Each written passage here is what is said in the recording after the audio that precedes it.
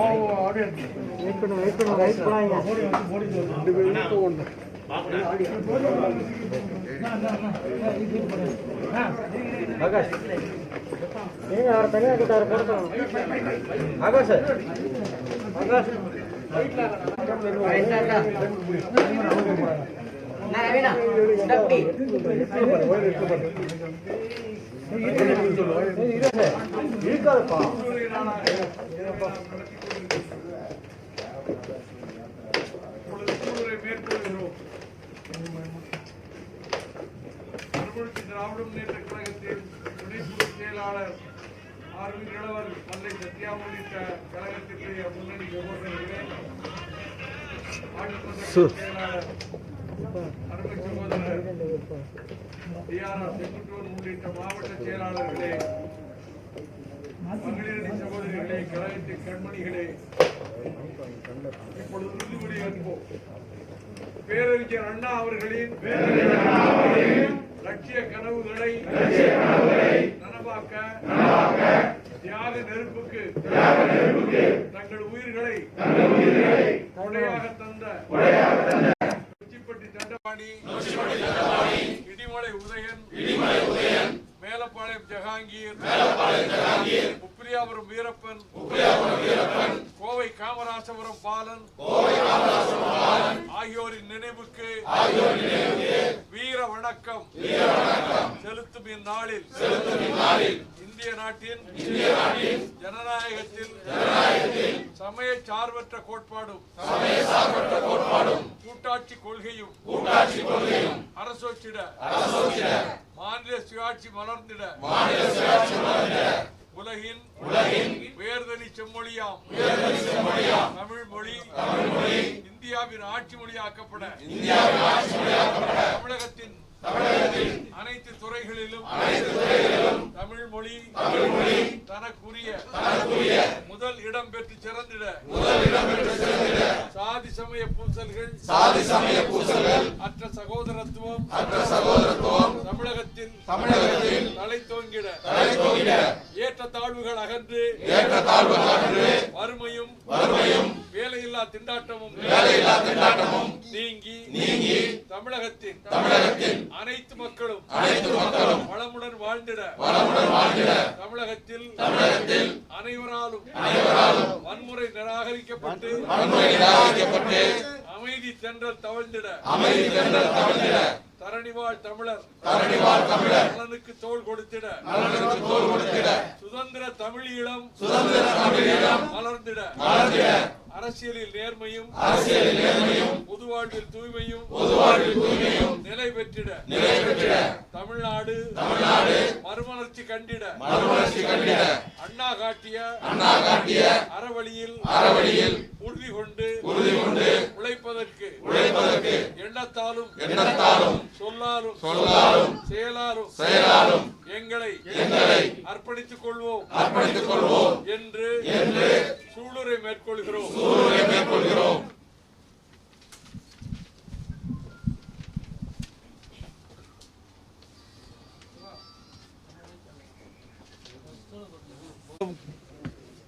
உதயமாவதற்கு காரணமாக தங்கள் மேனியை நெருப்பிலே கருக்கிக் கொண்டு சாம்பலாகி மடிந்த 5 வீர தியாகிகளின் பெயரால் ஆண்டுதோறும் அக்டோபர் 10ஆம் தேதி அன்று உறுதிமொழி மேற்கொள்கிறோம். அந்த அடிப்படையில் இன்றும் நானும் துணை பொதுச் செயலாளரும் ஆட்சி மன்ற குழு செயலாளரும் மாவட்ட செயலாளர்களும் கலந்து கொண்டு இந்த சூளுரை நாளில் கலந்து கொண்டிருக்கின்றோம், பங்கேற்றிருக்கின்றோம். மத்திய அரசு மாநில மொழிகளை, மாநில தனித்தன்மைகளை, கலாச்சாரத்தை, பன்முக கலாச்சாரத்தை எல்லாம் அழித்து ஒழிக்க வேண்டும் என்ற நோக்கத்தில் மூர்க்கத்தனமாக செயல்பட்டு கொண்டு வருகின்றது. அதனுடைய விளைவாகத்தான் தொல்லியல் முதுகலை பட்டய படிப்பில் தமிழை சேர்க்காமல் பாலி, சமஸ்கிருதம், அரபு மொழிகளை மட்டும் படித்திருந்தால் அவர்களுக்கு மட்டும் அதிலே சேர்ந்து கொள்ளலாம் என்ற ஒரு அக்கிரமமான முடிவை செயல்படுத்தி கொண்டிருந்தது. இதை தமிழகத்திலே உள்ள அனைத்து அரசியல் கட்சிகளும் எதிர்த்தன. கடுமையான எதிர்ப்பை தெரிவித்ததற்கு பின்னர் மத்திய அரசு கிணறு வெட்ட பூதம் கிளம்பியதைப் போல பெரும் கிளர்ச்சி ஏற்பட்டு விட்டது என்ற அச்சத்தில் இப்பொழுது தமிழையும் சேர்த்து கொள்வதாகவும் அதோடு தென்னிந்திய மொழிகளையும் சேர்த்து கொள்வதாகவும் அறிவித்திருக்கின்றது. அப்படியானால் முதலிலேயே ஏன் இந்த முடிவுக்கு வரவில்லை என்று உயர்நீதிமன்றம் கேள்வி கேட்டிருக்கிறது. இந்த முடிவு எடுப்பதற்கு காரணம் யார்? இதை எந்த அதிகார மையம் இந்த முடிவை எடுத்தது என்று சென்னை உயர்நீதிமன்றம் கேள்வி கேட்டிருக்கின்றது. அது மட்டுமல்ல, உள்ளாட்சி நிர்வாகத்தை கைப்பற்றி கொண்டு காந்தி கனவு கண்ட கிராம ராஜ்யம் என்கின்ற அந்த அடிப்படையில் ஊராட்சிகளுக்கு கொடுக்கப்பட்ட அதிகாரங்களை பறித்து கொண்டு இவர்களே டெண்டர் விடுகின்ற மாநில அரசு தமிழகத்தை பாழ்படுத்தி கொண்டிருக்கின்ற அதிமுகவினுடைய எடப்பாடி பழனிசாமி அரசு அணையப் போகிற நேரத்தில் அவர்கள் அதிகாரத்தை விட்டு வெளியேறப் போகிறார்கள். வருகிற சட்டமன்ற தேர்தலில் படுதோல்வி அடைவார்கள். அவர்கள் இந்த படுகொள்ளையை நடத்த இருந்த நேரத்தில் உயர்நீதிமன்றம் தலையிட்டு சரியாக கன்னத்தில் அறைந்ததைப் போல தீர்ப்பை வழங்கியிருக்கின்றது. அத்தனையும் ரத்து செய்திருக்கின்றது. இந்த நிலையில் தமிழ்நாட்டில் திராவிட முன்னேற்றக் கழகத்தின் தலைமையிலான கூட்டணி வலுவாக இருக்கிறது, ஒருமித்த கருத்தோடு இருக்கின்றது, ஒரே இலக்கோடு இருக்கிறது. இந்த அரசு அகற்றப்பட வேண்டும் என்பதிலே உறுதியாக இருக்கின்றது. இதில் எந்த விதமான சுருதி பேதத்திற்கும் இடமில்லை. நச்சு கருத்துக்களை பரப்புகின்றவர்கள் அபாண்டமான, அக்கிரமமான பச்சை பொய்களை பத்திரிகைகளிலே கட்டுரை என்ற பெயரில், கட்சி தொண்டன் எழுதுகின்றார் என்ற பெயரில் நஞ்சை கக்குகின்றார்கள். மறுமலர்ச்சி திராவிட முன்னேற்ற கழகத்துக்கு 2 மத்திய அமைச்சர்கள் பதவி கொடுக்கப்பட்ட போது இந்த 2 மத்திய அமைச்சர்கள் பதவியிலே ஒரு பதவியும் நான் ஏற்றுக்கொள்ளாமல் என்னோடு வந்த சகாக்களுக்கு தந்தது கழகத்தினுடைய லட்சக்கணக்கான தோழர்களுக்கு தெரியும். அதை போலவே 2 ஆண்டுகள் சிறையில் இருந்துட்டு வெளியே வந்தபோது லட்சக்கணக்கான வாக்குகள் வித்தியாசத்திலே வெற்றி பெற்று நாடாளுமன்றம் செல்லக்கூடிய வாய்ப்பு இருந்த போதிலும் கழகத்தின் தொண்டன் ஒருவரை நாடாளுமன்ற உறுப்பினராக ஆக்கியதும் தமிழகத்தில் இருக்கக்கூடிய லட்சம் தொண்டர்களுக்கும் தமிழ் மக்களுக்கும் நன்றாக தெரியும். என்னை பொறுத்தமட்டில் நான் பதவிகளுக்காக வாழவில்லை என்பதும் லட்சியங்களுக்காக வாழ்கிறேன் என்பதும் இந்த இயக்கத்திலே கன்னியாகுமரி கடற்கரை ஓரத்திலே இருந்து திருத்தணி மலையடிவாரம் வரையிலும் உலக நாடுகளில் வாழ்கிற மறுமலர்ச்சி திராவிட முன்னேற்ற கழக தோழர்கள் அனைவருக்கும் நன்றாக தெரியும். லட்சக்கணக்கான தொண்டர்களின் இதயத்தில் இருப்பதைத்தான் செயல்படுத்துகிறோம். அது மட்டுமல்ல, கற்பனையாக அவர்களாக இங்கே வேறு விதமான அரசியலை திணிப்பதற்கு முயற்சி நடப்பதற்காக ஒரு பொய்யான வதந்தியை பத்திரிகைகள் 1-2 பத்திரிகைகள், எல்லோரும் அல்ல, இந்த கடந்த ஒரு வார காலமாக எழுதி வருகிறார்கள். அதில் கடுகளவும் உண்மையில்லை என்பதும் அணுவளவும் உண்மையில்லை என்பதும் அதற்கு இங்கே அப்படிப்பட்ட நிலைமைக்கு இந்த இயக்கத்திலே இடமில்லை என்பதும் இந்த இயக்கத்திலே இருக்கக்கூடிய லட்சம் தொண்டர்கள் நன்றாக அறிவார்கள். உயர்நிலைக்குழு கூட்டத்தை, காணொலி கூட்டத்தை சிறப்பாக நடத்தினோம். மாவட்ட செயலாளர்கள் கூட்டத்தை சிறப்பாக நடத்தினோம். அதேபோல ஒவ்வொரு பகுதியிலும் ஏற்பாடு செய்யப்பட்ட காணொலி கூட்டங்களுக்கு சகோதரர் மல்லை சத்யா அவர்கள் சென்று கலந்து கொண்டு விட்டு சிறப்பு செய்து கொண்டு வந்தார்கள். ஆக மறுமலர்ச்சி திராவிட முன்னேற்ற கழகம் திட்டமிட்டு சரியான முறையில், சரியான பாதையில், இலக்கை நோக்கி இந்த ஆட்சி அகற்றப்பட வேண்டும் என்ற நோக்கத்தில் திராவிட முன்னேற்ற கழகத்தின் தலைமையில் ஆட்சி அமைய வேண்டும் என்று நாடாளுமன்ற தேர்தலின் போதே எங்களுடைய கருத்தை தெளிவாக சொல்லியிருக்கிறோம். சனாதன இந்துத்துவ சக்திகள் தமிழகத்தை ஆக்கிரமிக்க முனைகின்றன. தந்தை பெரியார், பேரறிஞர் அண்ணா அவர்கள் ஊட்டி வளர்த்த தமிழ் உணர்வை, தன்மான உணர்வை, சமூக நீதியை இவற்றையெல்லாம் தகர்ப்பதற்கு முயற்சிக்கின்றன. இதை தடுத்து நிறுத்த வேண்டியது மறுமலர்ச்சி திராவிட முன்னேற்ற கழகத்தினுடைய தலையாய கடமை என்ற அடிப்படையில் திராவிட முன்னேற்ற கழகத்தோடு நாங்கள் கரம் கோர்க்கிறோம் என்று 100க்கு 100%, 100க்கு 100 விழுக்காடு உயர்நிலை குழுவிலே இருந்து மாவட்ட செயலாளர் கூட்டம் வரையிலும் வாதித்து ஒரு கருத்து கூட மாறுபட்ட கருத்து இல்லாமல் ஒருமித்த கருத்தாக, ஒரே கருத்தாக முடிவெடுத்து இந்த இயக்கத்தை நாங்கள் நடத்தி கொண்டிருக்கின்றோம். எனவே இயக்கம் தன்னுடைய பாதையில் எடுத்த முடிவின்படி, நாடாளுமன்ற தேர்தலின் போது என்ன முடிவை சொன்னோமோ அந்த முடிவின்படி திராவிட முன்னேற்ற கழகத்தின் தலைமையிலான அந்த கூட்டணியிலே சிறப்பாக செயல்பட்டு கொண்டிருக்கின்றது.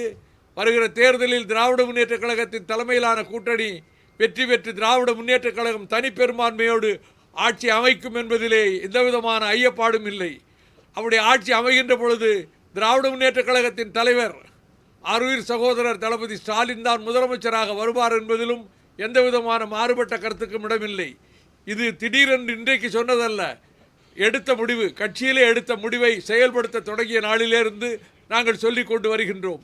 எனவே இங்கே எந்தவிதமான கருத்து வேறுபாடுகளும் மறுமலர்ச்சி திராவிட முன்னேற்ற கழகத்தில் கடுகளவும் இல்லை. ஒரே கருத்தில், ஒரே நோக்கத்தில் தமிழகம் நாசமாகி கொண்டிருக்கிறது, பாழாகி கொண்டிருக்கிறது, ஊழல் மயமாகி கொண்டிருக்கிறது. இந்த ஆட்சியிலே தமிழகத்தினுடைய உரிமைகள் எல்லாம் காவு கொடுக்கப்பட்டு விட்டன. வேளாண் சட்டங்களை கொண்டு வந்து ஜனநாயகத்தை குழி தோண்டி புதைத்து 3 வேளாண் சட்ட மசோதாக்களை சட்டங்களாக்கி விவசாய பெருமக்களின் தலையிலே பாறாங்கல்லை தூக்கி போட்ட மத்திய அரசாங்கத்தை எதிர்த்து களம் காண்கிறோம். மக்களிடத்திலும் மக்கள் மன்றத்திலும் போராடுகிறோம், நீதிமன்றத்திலும் போராடுகிறோம். திராவிட முன்னேற்ற கழகம் நீதிமன்றத்திலே வழக்கு தொடுத்திருக்கின்றது. எனவே இப்படிப்பட்ட சூழலில் 10 மாநில முதல்வர்களும் இதனை எதிர்த்து குரல் கொடுப்பதற்கு திராவிட முன்னேற்ற கழகம் ஊக்குவித்துக் கொண்டிருக்கின்றது. 10 மாநில முதலமைச்சர்களுக்கும் திராவிட முன்னேற்ற கழகத்தின் தலைவர் கடிதம் எழுதியவர்களை ஊக்கப்படுத்தி இருக்கின்றார். எனவே ஒன்றுபட்ட சிந்தனையோடு, ஒரே நோக்கத்தோடு நாங்கள் தொடர்ந்து செயல்பட்டு கொண்டிருக்கிறோம் என்பதையும், வருகிற தேர்தல் அண்ணா திராவிட முன்னேற்ற கழக ஆட்சிக்கு மரண அடியாக இருக்கும் என்பதும், அவர்கள் என்னதான் அவர்களுக்குள்ளே இருக்கக்கூடிய மனக்கசப்புகளை மறந்துவிட்டோம் என்றோ, நாங்கள் கைகோர்த்து கொண்டோம் என்றோ அவர்களுக்குள் சொல்லிக் கொள்ளலாம். ஆனால் மக்கள் மன்றத்திலே அவர்களுக்கு இடமில்லை என்பதை வருகிற சட்டமன்ற தேர்தல் நிரூபித்து காட்டும். வருகின்ற சட்டமன்ற தேர்தலில் திமுக கட்சியோட கூட்டணி பெண் ஊராட்சி தலைவரை தரையில் உட்கார வச்சு அசிங்கப்படுத்தி இருக்கிறாங்க. ஏற்கனவே சில மாதங்களுக்கு முன்பு திருவள்ளூர் மாவட்டத்திலும் இதே மாதிரி இருந்தது. இப்போ ரீசெண்டாக இப்போ நடந்திருக்கு. மிக கொடுமையிலும் கொடுமை. இம்மாதிரி சம்பவங்கள் ஆங்காங்கே தேர்ந்தெடுக்கப்பட்ட ஊராட்சி மன்ற தலைவர்களுக்கு, தலைவிகளுக்கு மரியாதை கொடுக்காமல் அவர்களுடைய அவமானப்படுத்துவதற்கு சரியான தண்டனை கொடுக்கின்ற விதத்தில் அரசு வழக்கு தொடுத்திருக்க வேண்டும். அவர்களுக்கு அது மட்டுமல்ல, அதில் ஈடுபட்டவர்கள் யாரோ அவர்களே அந்த கட்சியிலிருந்து நீக்கி இருக்க வேண்டும். இன்னொன்று, திண்டுக்கல்லை சேர்ந்த சிகை அலங்கார நிபுணர் முடிதிருத்துவோருக்காலும் அவர்களுடைய குடும்பத்து பெண் 12 வயது பெண் பாலியல் பலாத்காரத்துக்கு ஆளாக்கப்பட்ட கொலை செய்யப்பட்ட அந்த வழக்கில் தீர்ப்பு விடுதலையா என்று வந்திருப்பது நெருப்பை அள்ளி தலையிலே கொட்டுவதைப் போல இருக்கிறது என்று தமிழ்நாடு பூராவிலும் முடிதிருத்தும் நிலையங்களைச் சேர்ந்தவர்கள், சிகை அலங்கார நிபுணர்கள் தமிழகம் எங்கும் அறப்போராட்டம் நடத்தியிருக்கின்றார்கள். இந்த அரசு இந்த வழக்கை முறையாக நடத்தவில்லை, மேல்முறையீடு செய்ய வேண்டும் என்பதை நான் இங்கே வலியுறுத்திக் கொள்ள விரும்புகின்றேன்.